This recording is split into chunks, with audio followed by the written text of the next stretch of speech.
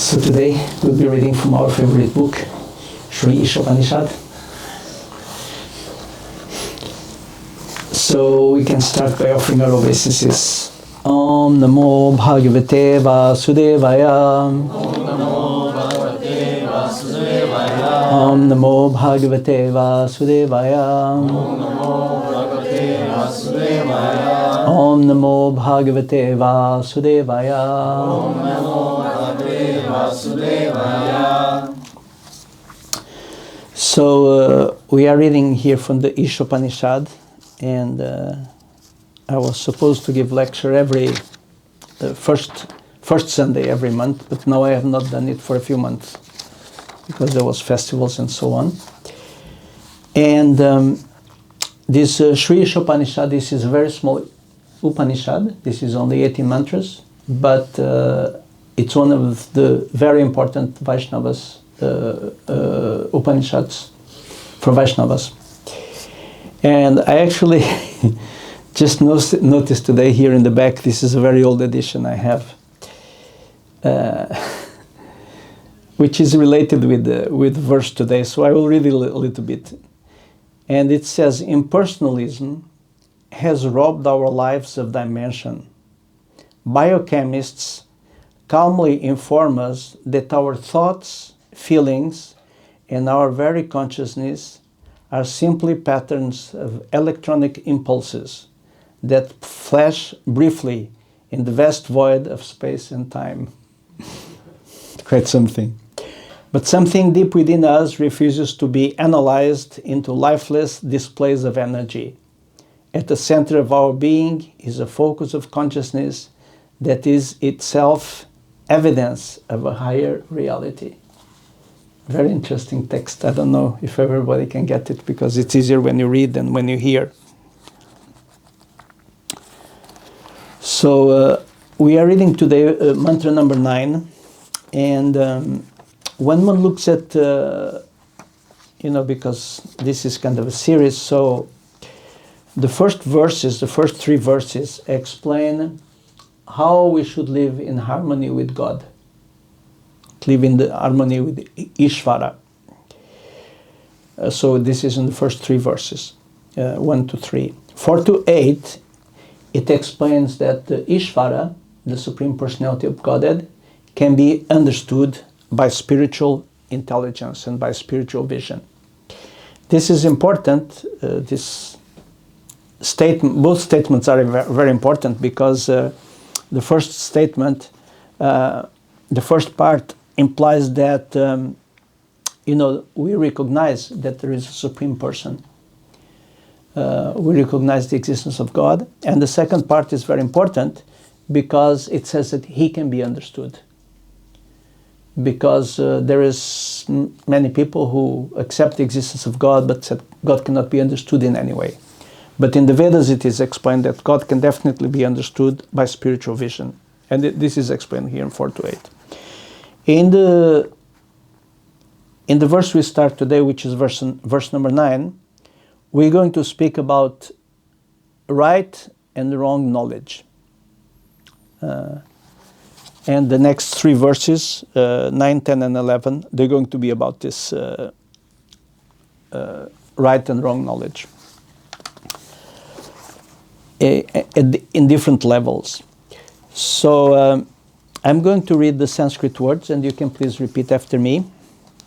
Andham tamaha pravishanti ye avidyam upasate tato bhuya iva te tamo ya u vidyayam rataha.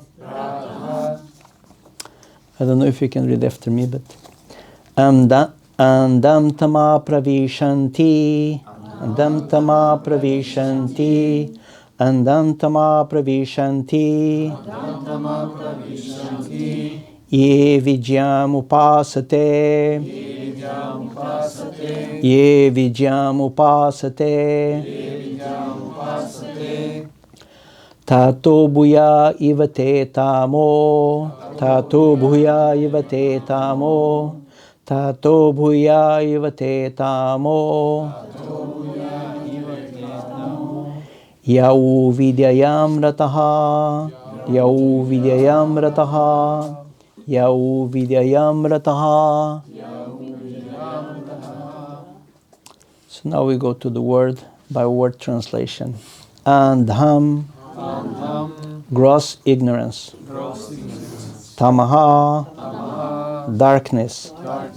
Pravishanti, enter into.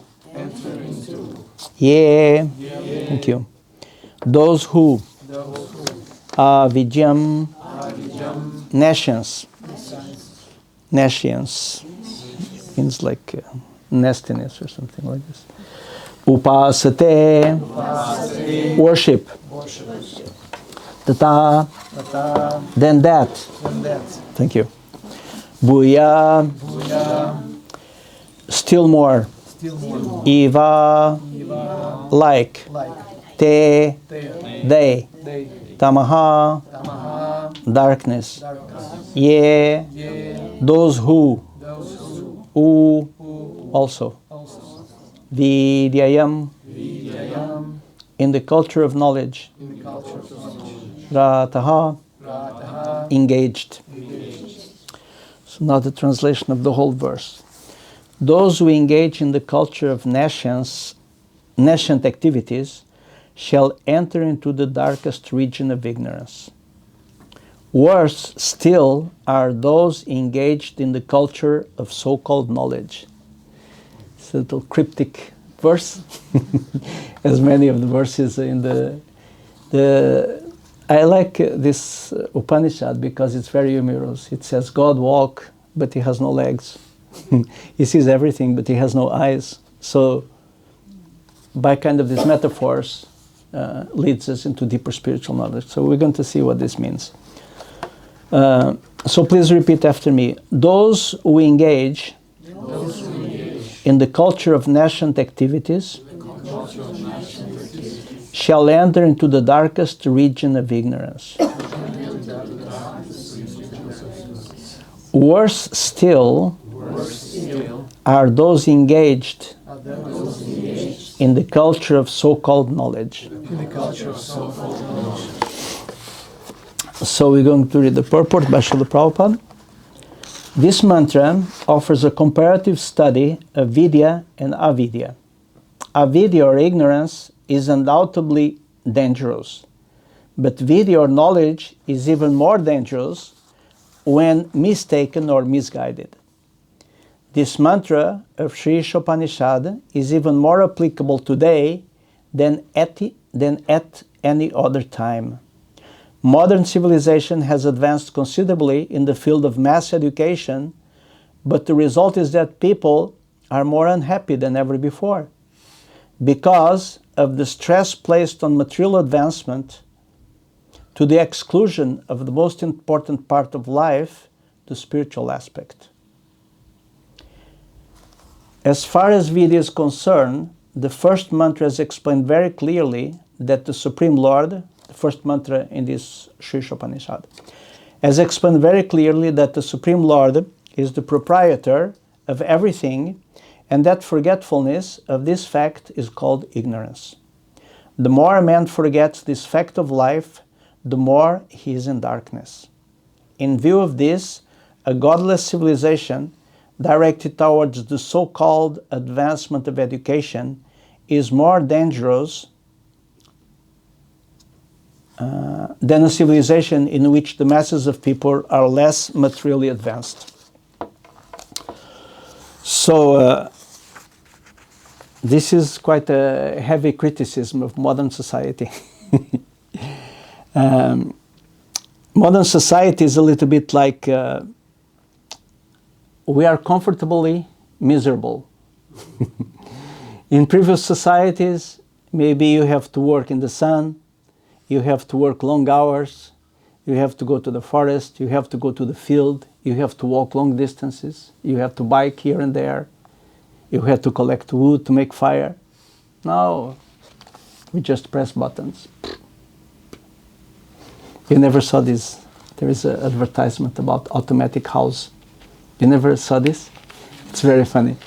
It's a man, he buys an automatic house, so he says fire, and the fireplace goes on. Door open, smoothie, make a smoothie. But then he goes to the dentist.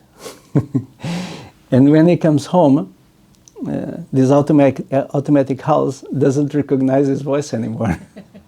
So it says, and just, I don't know, the fountain starts, and it goes in fire, and it does something completely crazy, puts on the stereo, and it says, fire, and they bring a meal, and everything goes completely crazy just because he goes to the dentist.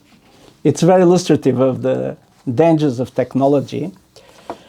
But what has happened in modern society, I mean, no doubt we have advanced technically, there is such advanced technology, but we can see actually, it's difficult to measure happiness, but we can actually see that many of the things which are happening in modern society are they measure that the unhappiness of people is increasing, depression. Depression is increasing. Suicide rate is increasing.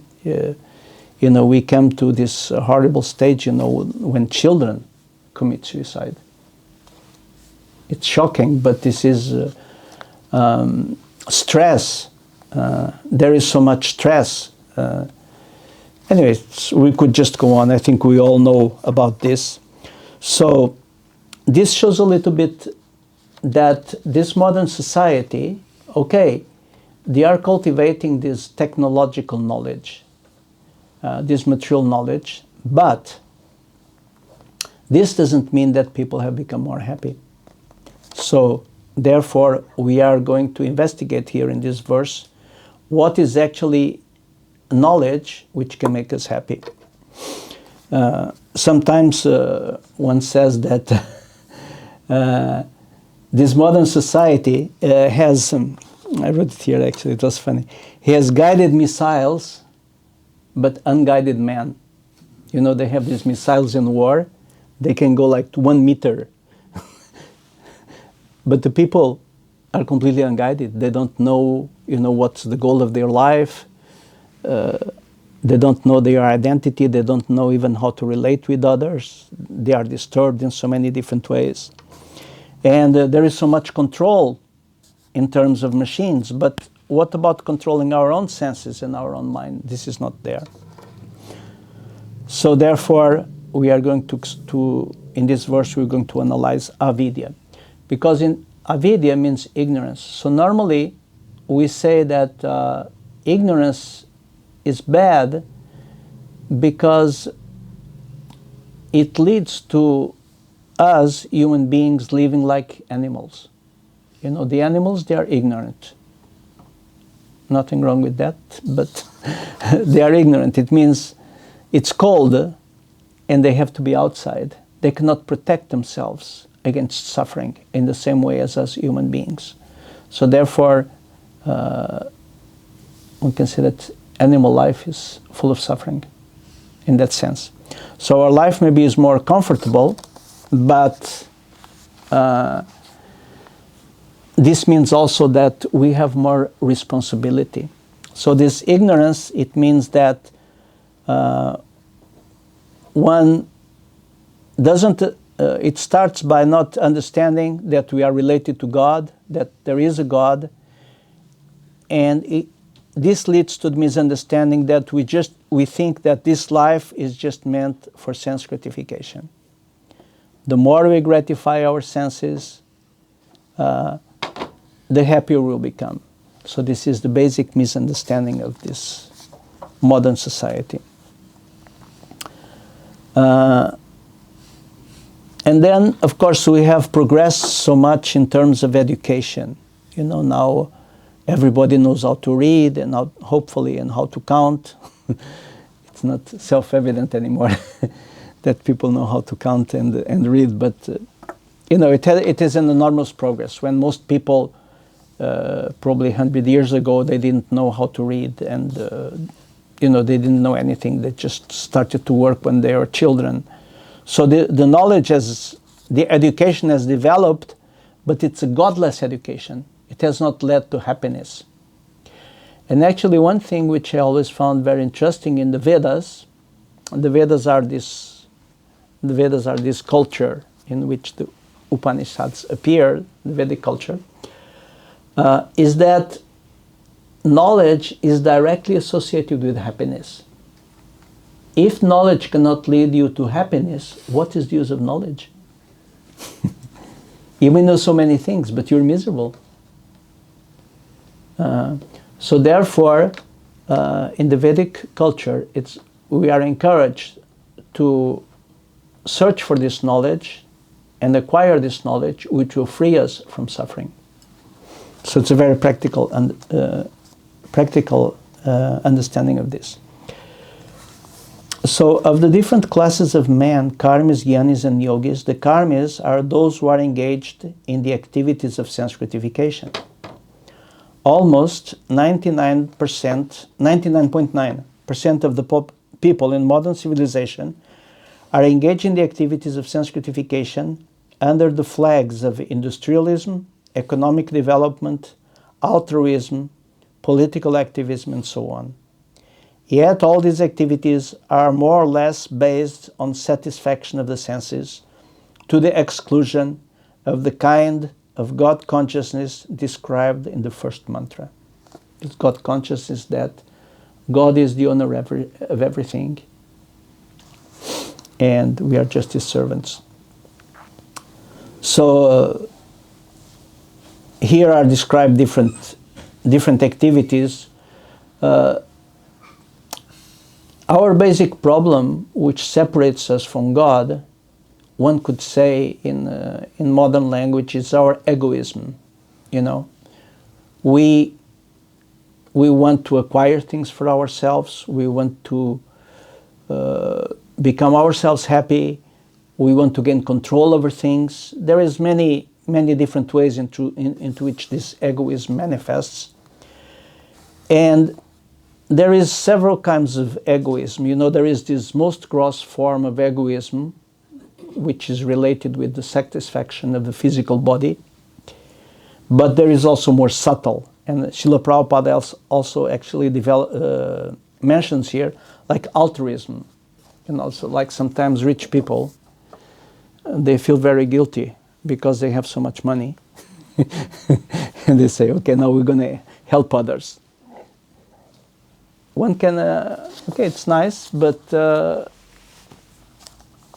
for many of these people, it's just a way to release their consciousness of the guilt of, you know, see all the other people suffering, and, you know, they have the means to live a luxurious life. So they say, okay, I will give a little bit to help others. But actually, the help in their consciousness is this much, and the relief of the guilt is this much. I actually remember that in the 60s and 70s, 1960s, 1970s, 1980, Europe was very eager to help Africa.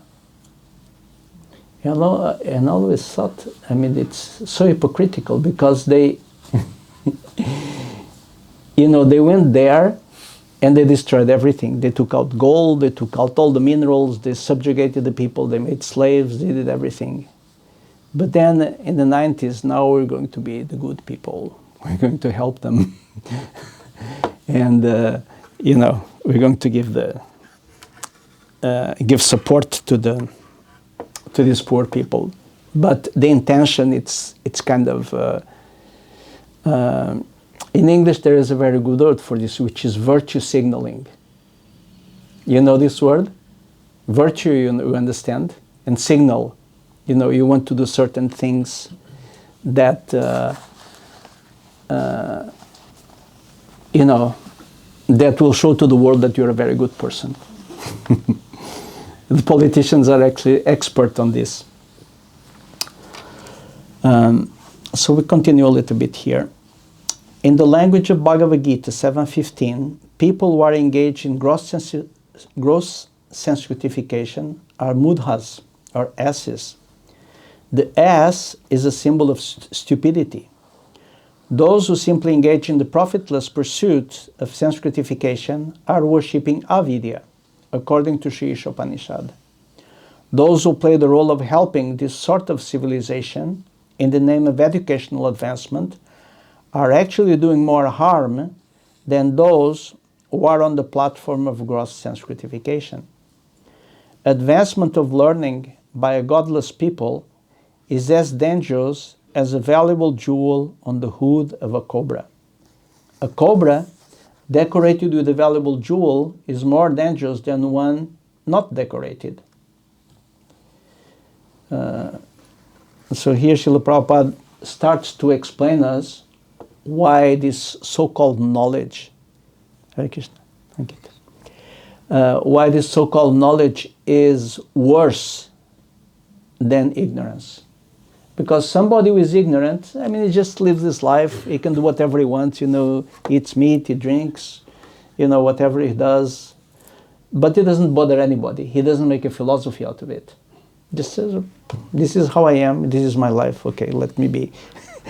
But people who make of this, of materialism, who make it a philosophy, these people are very dangerous because they encourage other people. And one thing which is interesting in the karmic sense, if you teach somebody something, if that is good, then you will also get part of the reactions. If it's bad, you also get part of the reactions. So if you instruct somebody to live a materialistic life and the person follows that, then you also take part of the reactions. If you instruct the person to live a pious life or a spiritual life, then you also take part of the credit. So therefore it is said here that this vidya, this knowledge, which is materialistic knowledge, which is just helping people to engage in more and more sense gratification, more and more sophisticated sense gratification. And this modern society is becoming expert at that. This is much worse than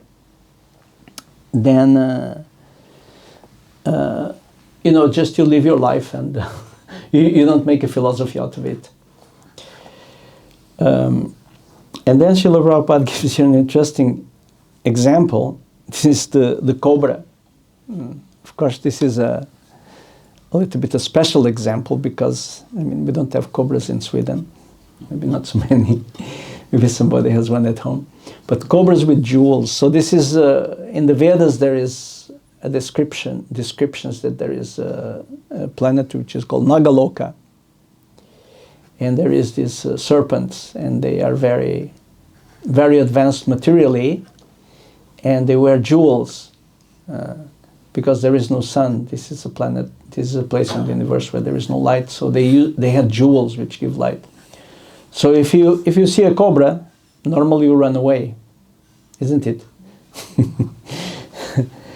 But if this cobra has a big jewel, a diamond on its head, you're going to think, maybe I can get that diamond without getting bitten, and you are immediately in danger.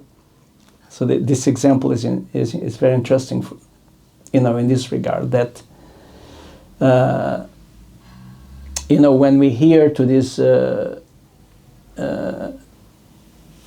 knowledge, which presented as knowledge, but it's actually just basically propaganda for sense gratification and atheism, it's very, very dangerous. One should not touch it, like one should not touch the jewel on the head of a cobra. In the Hari Bhakti Sudodhaya, the advancement of education by a godless people is compared to decorations of a dead body. In India, as in many other countries, some people follow the custom of leading a procession with a decorated dead body for the pleasure of the lamenting relatives. In the same sense, modern civilization is a patchwork of activities meant to cover the perpetual miseries of material existence. heavy words, perpetually miseries of material existence. Such activities are aimed towards sense gratification, but above the senses is the mind, and above the mind is intelligence, and above the intelligence there is the soul. Thus the aim of real education should be self-realization. Realization of the spiritual values of the soul. Any education that does not lead to such realization must be considered avidya or nescience. By the culture of such nations, one goes down to the darkest region of ignorance. So, when we live in this material world, there are many problems, there's many sufferings, but there is one basic problem, and that problem is attachment. That this material energy is a little bit like a glue. If you bathe in a lake, now I'm bathing here. Just let it be, it's okay. If you bathe in a lake, the water will run off. But if you bathe in glue, it will be very, very difficult to take this away. Just put it here. Let me see. Sorry for this. Huh? It's okay. So, just to move away now. So this material energy, it's a little bit like glue. One cannot dive into something and think, okay, I've done this and it's over. It is not like that. And we can see this, like with drugs, people think I will try something and then they get hooked, they can never get rid of that.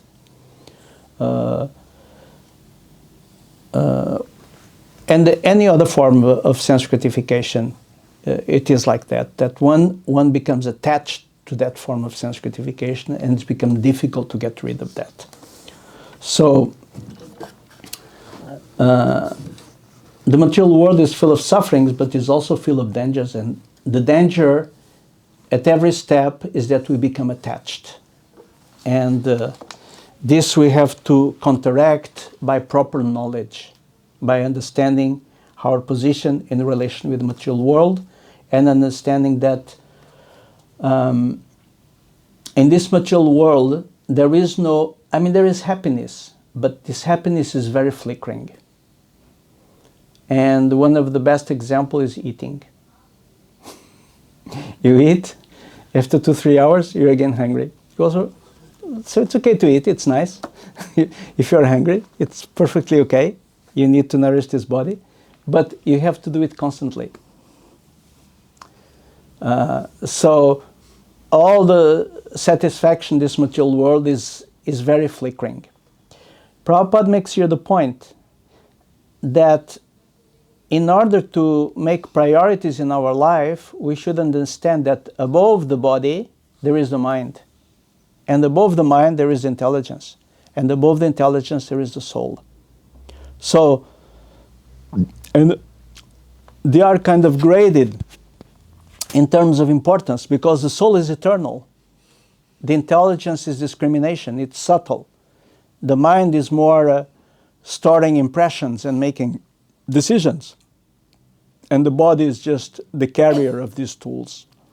So, if one develops spiritual knowledge, one tries to understand what is good for the soul and not just focus into sense gratification. So the culture of nations, one goes down to the darkest region of ignorance. And the reason why one goes to the darkest region of ignorance is this glue effect, which I described of the material existence. Say your nations with you. Nations. They write here in English. And Prabhupada translates it as ignorance also. I think it's science, no science. It means from the Latin, no, Okay. ignorance. Yeah. There is science and nescience, no science. So if one cultivates this nescience, it's not that one can just get out of it very quickly and immediately. No, the attachment develops and one becomes a prisoner of this material world. So according to the Vedas, mistaken mundane educators are known as, now we're going to get a little bit into the ignorance is not only for people who never heard anything about spiritual life, who are just living their life without thinking of God or anything. Within the Vedic culture, there is also avidya. And this is what we're going to get into. And these are four types. And Prabhupada calls them mistaken mundane educators. So they quote the Vedas, but number one is Veda, Vada, Rata. Number two, Maya, Yaparita, Jnana. Asuram, Bhavam, Ashritaha, and Naradhama. We'll get into it. Those who are Veda, Vada, Rata pose themselves as very learned in Vedic literatures. But unfortunately, they are completely diverted from the purpose of the Vedas. In the Bhagavad Gita, it is said that the Vedic goal is to know the Supreme Personality of Godhead. But these Veda, Vada, Rata men are not at all interested in the personality of Godhead. On the contrary, they are fascinated by such fruitive activity results as attaining heaven and etc. So I think little specification is needed here. So Veda, Vada, Rata. The Vedas are a little bit different from our traditional Western scriptures about religion. And they are different in the sense that the Vedas are a little bit like a menu when you go to the restaurant. You want to enjoy physically? I mean, the Kama Sutra is there. We cannot deny. It's a Sanskrit, I don't know exactly where it is. I never researched it, but I know the Kama Sutra is there as a part of Vedic knowledge. There is the Ayurveda, there is the worship of the demigods, there is yagyas to attain the heavenly planets, there is yagyas for becoming free from sinful activities, there is yagyas for having a son. So this is like the menu. What do you want? Why do you come to the Vedas? You come here, to have a son. Okay, here is the formula. You want here to get married? There is a certain worship, especially for girls, which is called Katyayana Vrata. If you follow that, you get nicely married. You get a husband who is not a crook, hopefully a devotee. So these things are in the Vedas, undoubtedly. So this Veda, Vada, Rata, these are people who go to the Vedas, but they're just going to take out material things. How shall I go to heaven? How shall I have a prosperous life? How shall I worship Lakshmi and become rich? There is all this kind of, in ISKCON normally we call it Vedic Maya. There's Maya and there is Vedic Maya. So we should not become bewildered by this, because these things are undoubtedly in the Vedas. But this is because the Vedas are broad-minded. We have so many people in this world. Everybody has their own desire. And the Veda is like an instruction book. What do you want? What is your desire? And this is also important for us. What is our desire? What are we looking for in Krishna consciousness? Or in the spiritual life? So as stated in Mantra 1, Prabhupada goes always back to this Mantra 1. We should know that the personality of Godhead is the proprietor of everything, and that we must be satisfied with our allotted portions of the necessities of life. The purpose of all Vedic literature, I mean, I am having really difficult sitting down. I'm sorry. Should we move that chair? No, it's okay. Thank you. The purpose of all Vedic literature is to awaken this God consciousness in forgetful living being. And this same purpose is presented in various ways in the different scriptures of the world for the understanding of a foolish mankind. Thus, the ultimate purpose of all religions is to bring one back to Godhead. So this part here is very interesting because it quotes the mantra 1 from the Isopanisad, which says, I think we have to go there because it's third time Srila Prabhupada quotes it. Mantra 1 says, everything, animate or inanimate, that is within the universe is controlled and owned by the Lord. One should therefore accept only those things necessary for himself, which are set aside as his quota. And one should not accept other things, knowing well to whom they belong. So this is basically, we should understand that there is God, and we should live very simply and not over-accumulate things. But then Srila Prabhupada says here that the purpose of all Vedic literatures is to awaken this God consciousness in the forgetful living being. And this same purpose is present in other scriptures. So this is a quite broad understanding of spiritual life. And actually I remember when ISKCON started in Sweden, in our statutes, we wrote in our faith that the supreme absolute truth is revealed in the Holy Scriptures of, I don't remember which word, but all standard religions. And we said like the Bible, the Torah, and what is the Quran, and other scriptures. But the Vedic scriptures, we consider them to be more complete. And why?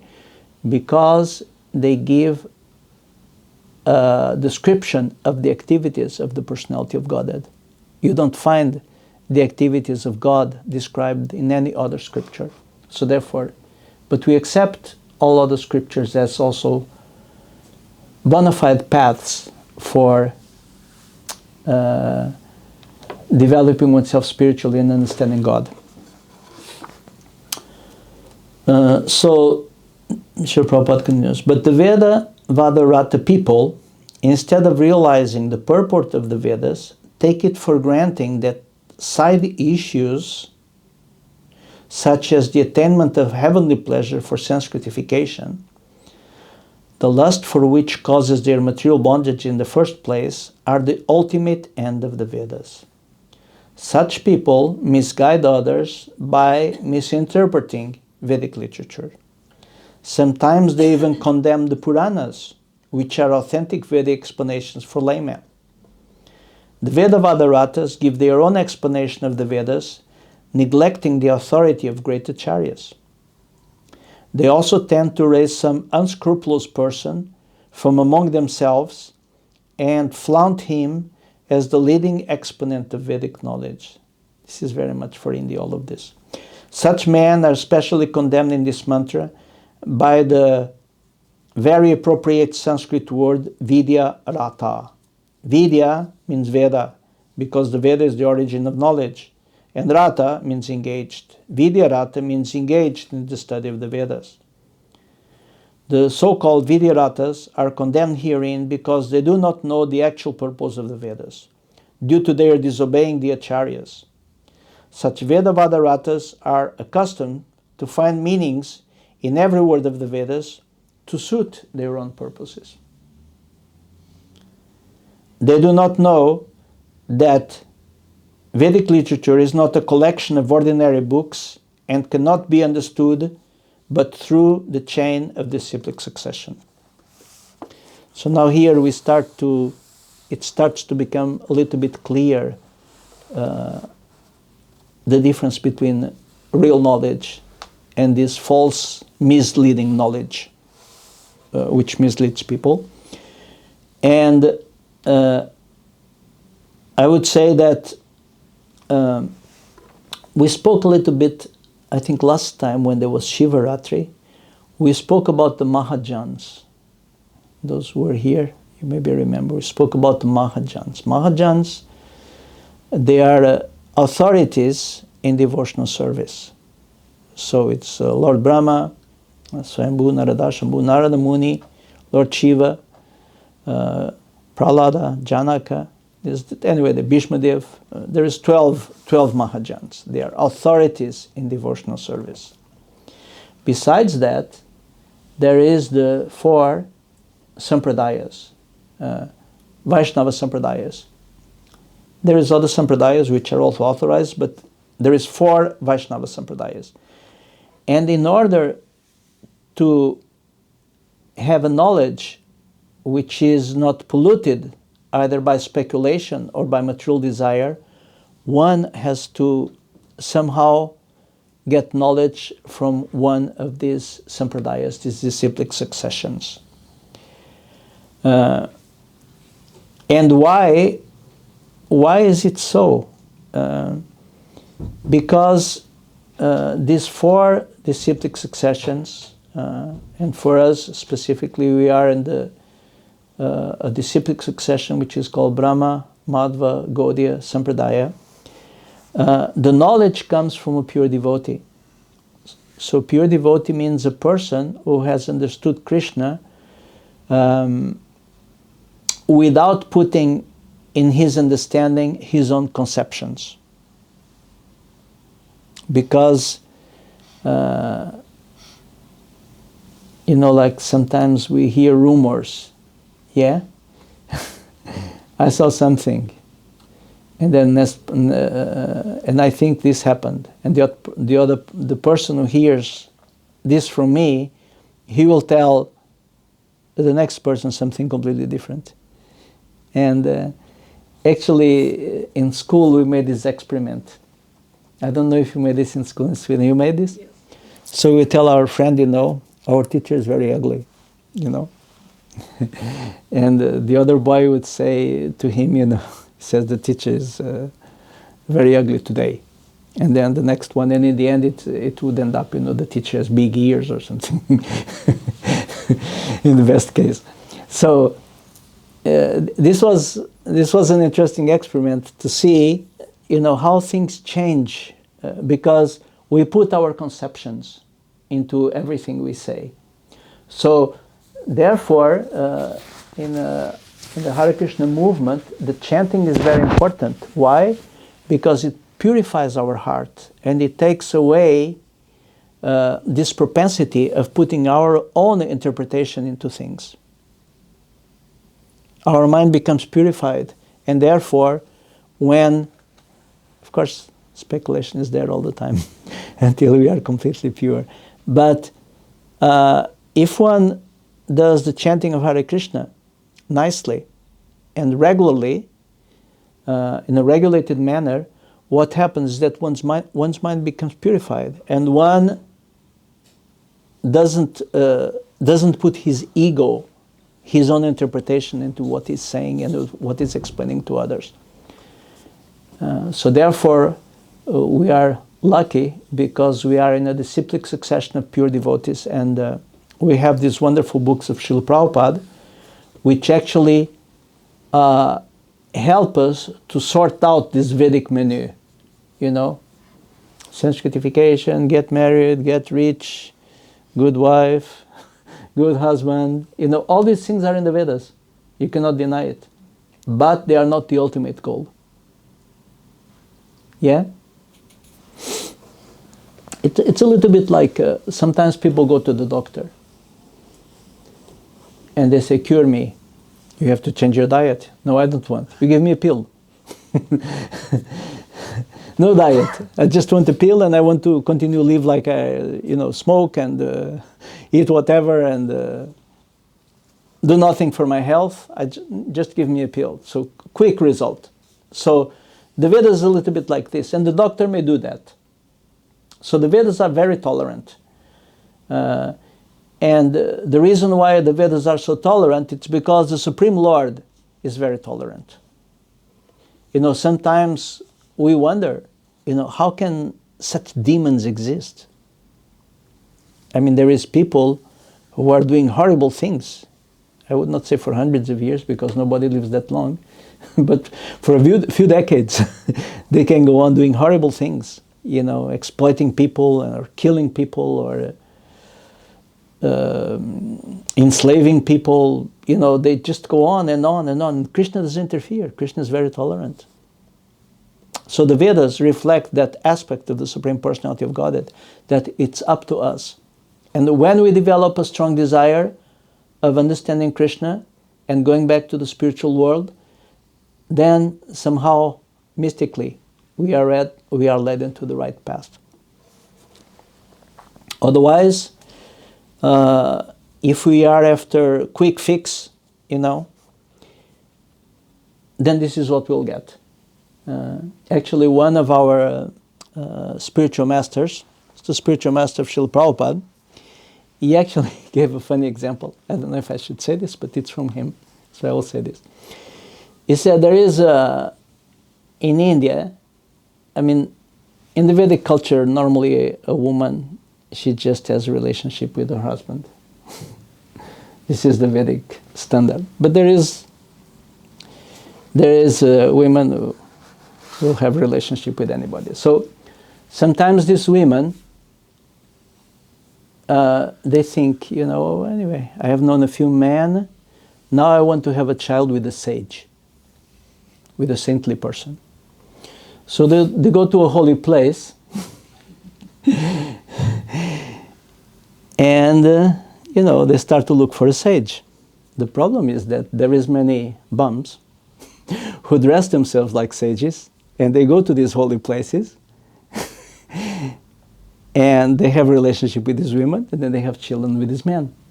So, because a sage will never have a relationship, with a woman who comes to him just for sex, this is contradictory. So Srila Bhaktisiddhanta says, in this material world, there is always those who are cheaters, but are also those who want to get cheated. So this is, I don't know if this, but this must have happened, because he gave this example. So this is from the disciplic succession. So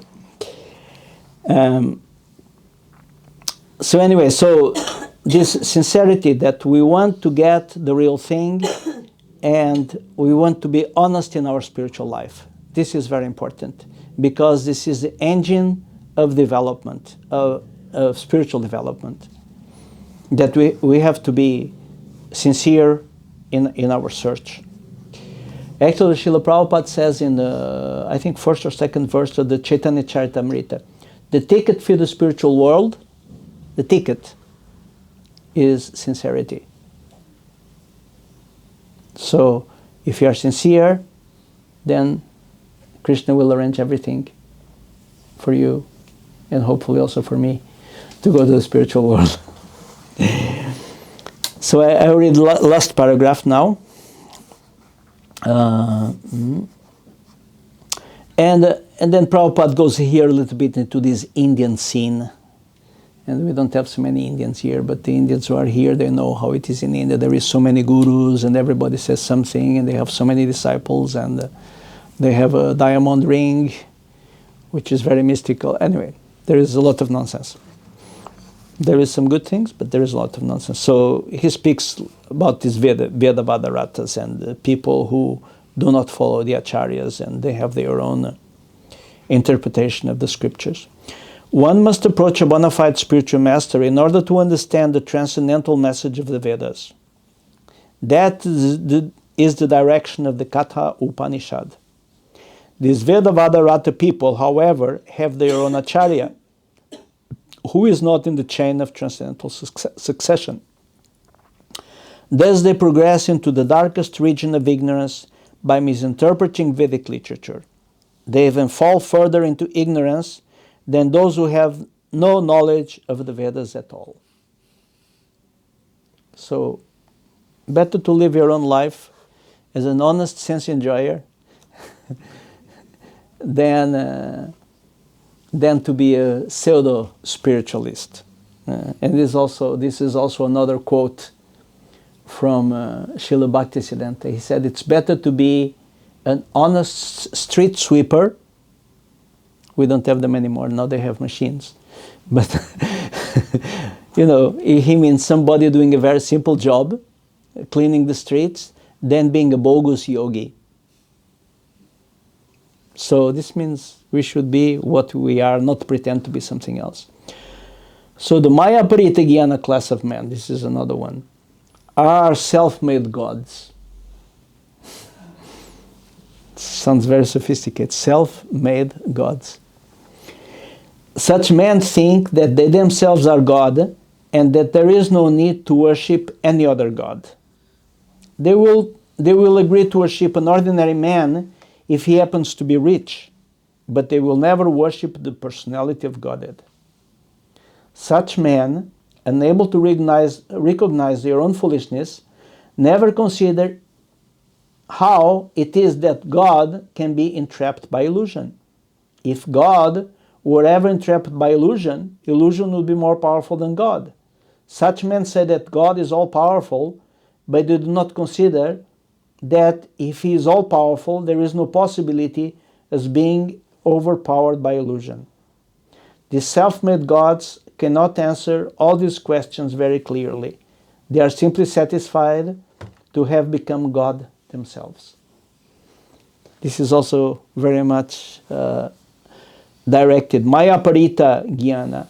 Maya Parita Jnana, it means their knowledge has been stolen by illusion.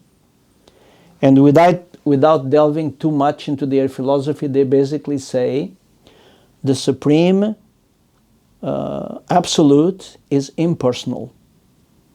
Yeah? And then we ask them, but who is Krishna? This is just a manifestation of the impersonal Brahma. This is a lila, a pastime of the impersonal Brahma. And who are you? Oh, I'm a part of that Brahman. I'm no different from that Brahman. I'm God. It's basically these 4 stages of falling into illusion. So, and the people who go for this, some people are unfortunate because they listen to this Mayavadi philosophy and they think, okay, this is the highest. This sounds very sophisticated, that there is an impersonal energy everywhere. It sounds very scientific. And it's true. The Brahman is everywhere, is underlying everything, but it's not the supreme. So when one thinks that the Brahman is supreme, then one has to explain this world. And one says that this world is illusion.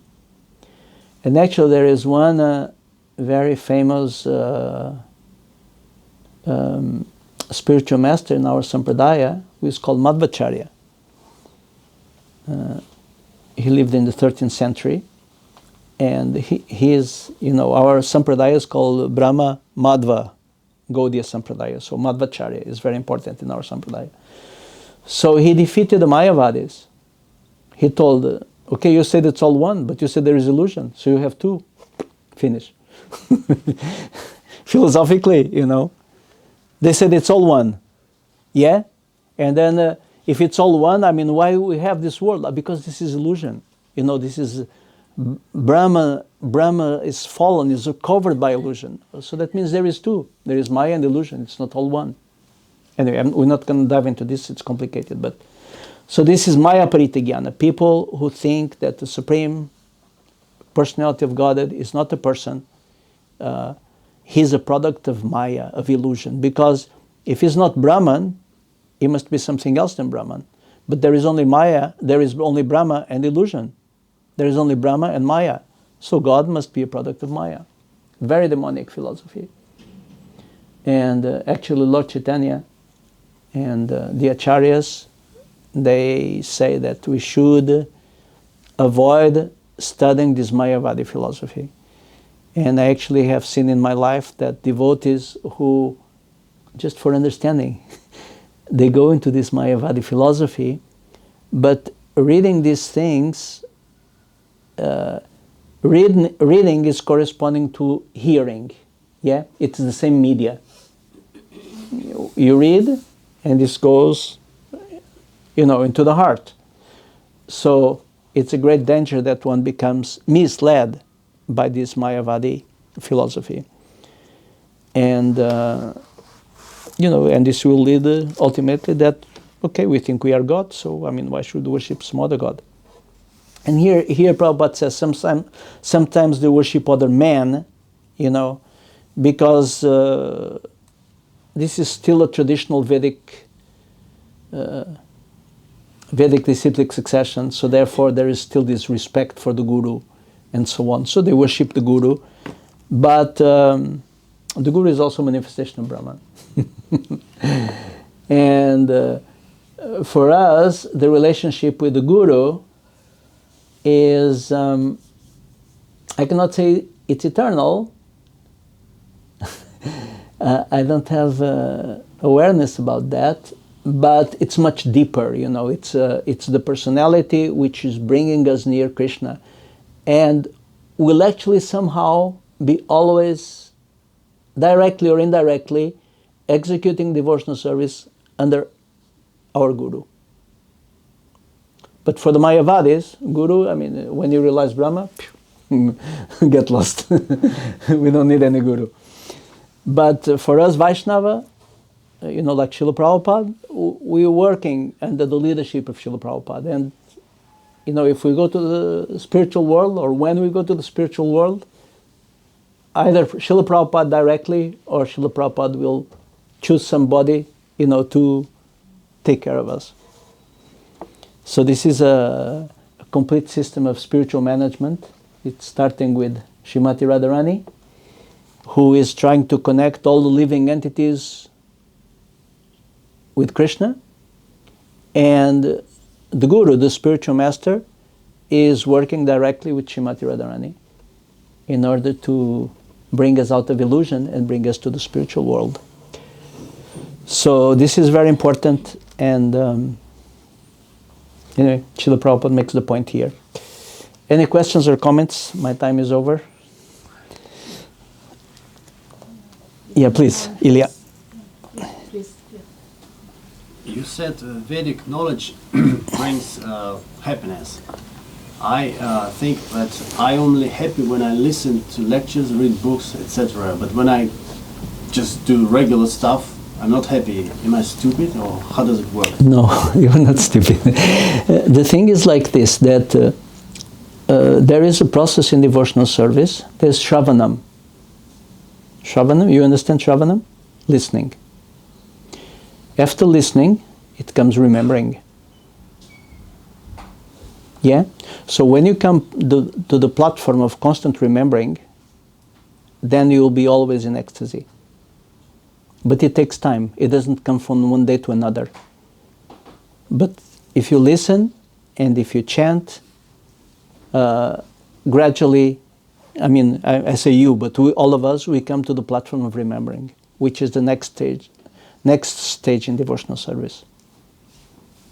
And then gradually, you will come to the platform of Kirtanam, where you always want to speak about Krishna, and so on. Shravanam, Kirtanam, Vishnu Shravanam, how is this? Shravanam? How is it? Shravanam, Kirtanam, Vishnu Smaranam, yeah. Yeah, when you also chant and repeat what you have read, then remembrance comes. So, I'm sorry I said wrong. But even from just hearing, you'll be able to remember. It's a very powerful process. It just takes a little time. We need to be patient with ourselves. Don't give up. You are in a good way. It's nothing. Spiritual life is a struggle, It's difficult because we are counteracting the whole, first of all, the whole environment, which is focused on sense gratification, but then the whole material energy. The material energy is an energy of Krishna, but it has a very thankless task. It's to keep those who are in the material world in the material world. So one has to overcome that energy, which I earlier described like glue. You know, we are all a little bit under this glue, which is the attachment and the ties to the material world. So you're doing very good. Sangov, I'm sure you have a comment. I never was in a class where you didn't have a comment. I have a question. Not question, but I would like to elaborate a little bit about the fact that in the present day and age, brahmanas, the spiritual kind of people, they are becoming, demons are getting born as brahmanas, so they can efficiently mislead the innocent. If you want to say a couple of words. No, you can develop that. I don't know so much about this. Oh! So this is an important point of discrimination, and we have three cornerstones. Like if you have a chair with four legs, sometimes if the ground is not very stable, then it can rock. But if you have three legs, then it's very stable. And these three legs are Guru, Shastra and Sadhu. And if you have a statement from somebody, then you are a little bit questioning, then you check it with Guru, with Sadhu and Shastras, with holy people. And ultimately it's the Shastras. Is it there? And you can also demand, please, would you substantiate this claim? Where in the scriptures you found it? Then in this way it's a very safe advancement. You will not be misled. Thank you, Svambhu. So Svambhu was mentioning that Guru, I was speaking a little bit about Guru. So Guru does not stand alone. Yeah? When one is choosing a Guru, or if one has already chosen a Guru, it's maybe too late. But when one is choosing a Guru, and even when it's not too late, because when one is taking decision in one's life, one should follow Guru, Sadhu and Shastra. And we are fortunate because we have all the three. We have Guru. If we don't are initiated specifically yet, if we are Bhaktas, we have the books of Srila Prabhupada and we have the lectures from our Guru or from all other Gurus, Sadhu. Guru, Sadhu and Shastra. So sometimes, one may go to the spiritual master. I can give an example. Sometimes devotees go to the Guru and ask the Guru, any question. Shall I get married? And Guru said, go and speak with your god brother so and so. So Guru is working together with other devotees. Or he will say, read this chapter about the miseries of household life in the Srimad Bhagavatam before you get married. And then if you have read the miseries of household life and you still want to get married, then you go ahead. So these three things working together. And there is certain parameters, when the Guru goes against the Shastra, and then sometimes there may be special reasons. I remember I was temple president in Almvik, and I had one devotee. He chanted 16 rounds, but it took like 12 hours. So I went to his spiritual master and said, this man, he cannot do any service. He's just chanting. And his spiritual master, okay, you chant 8 rounds. It still took 6 hours. But anyway, so So sometimes the spiritual master may give a practical instruction, which is not exactly, 100% according to what is normal. But this can be also sometimes good for disciple. In this case, because he was just going crazy. He was chanting, and I don't know how is it possible to take 8 to 10 hours to chant 16 rounds. But he was always with bead bag, and so his guru told, okay, 8 rounds and then you do service. And he became much better actually. So the spiritual master is also working together with the super soul in order to guide the disciple. It's like a team. So the spiritual master, traditionally, in the Vedic culture, the spiritual master was very much a figure which we follow. Shall I? Thank you. Yeah. Thank you very much. So it's very much a figure which is our inspiration in spiritual life. So the spiritual master is serving Krishna, and somehow we go to a spiritual master who inspires us by the way he, sometimes she, is serving Krishna. So when one meditates on the spiritual master, or when one serves, one should always consider the spiritual master's position in terms of Krishna consciousness. One should not look like at the bodily features of the spiritual master or external features, but the devotion of the spiritual master. This is what is the dedication to Krishna consciousness. This is actually what is important and what we should look for when you're trying to find a spiritual master, when trying to get initiated. Okay? But I don't say anything more, so I don't say anything wrong. Anything else? Bhakti-Nema? Thank you. Yeah, thank you for wonderful time and lecture. Yesterday I hear it one Vedic astrologue and talking exactly the same thing like the Vedas. They have all the menu and the people they worship many demigods there in India. We know this, and here too. And what I hear is also interesting. Through the worship, the different demigods, they can burn their karma, or they can, have the possible to recover the karma. And this I wanted a little bit to understand. Really, it is like they cannot go through directly to the Krishna, and they need to go through this path.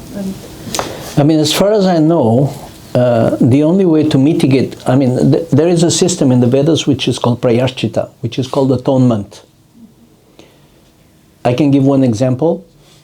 If one kills a cow, which is considered very sinful in the Vedas, this is said in Mansamhita. How can one atone that? One is supposed to eat barley cooked in the urine of a cow for several years. I don't remember if it's 2 or 4 or 7 years, but for many years. This is an atonement. It's called a form of atonement, of getting rid of karma. But normally this atonement, can you imagine?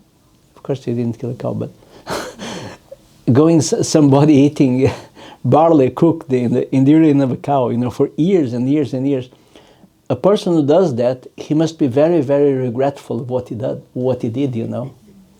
He must be very regretful, and therefore, when Krishna in the heart sees that, then he's free from the karma.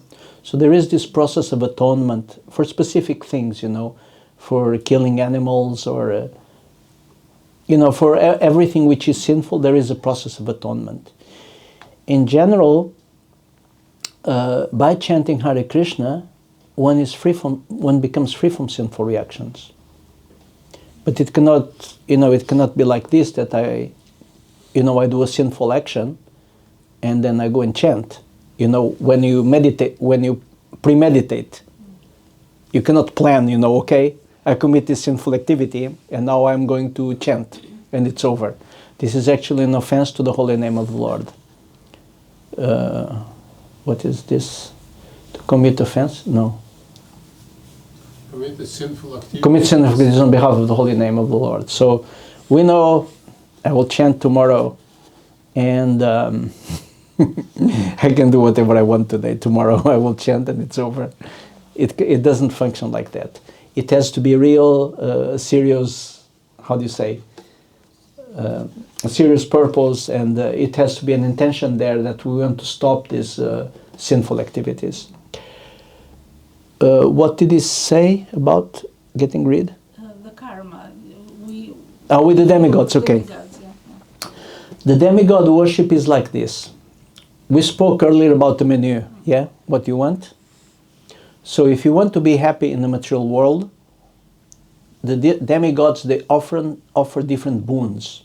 You know, they can offer a long life, they can offer good health, they can offer a nice wife, they can offer prosperity, they can offer nice children. The demigods do this. They offer rain, you know, like we have rain and we have sun.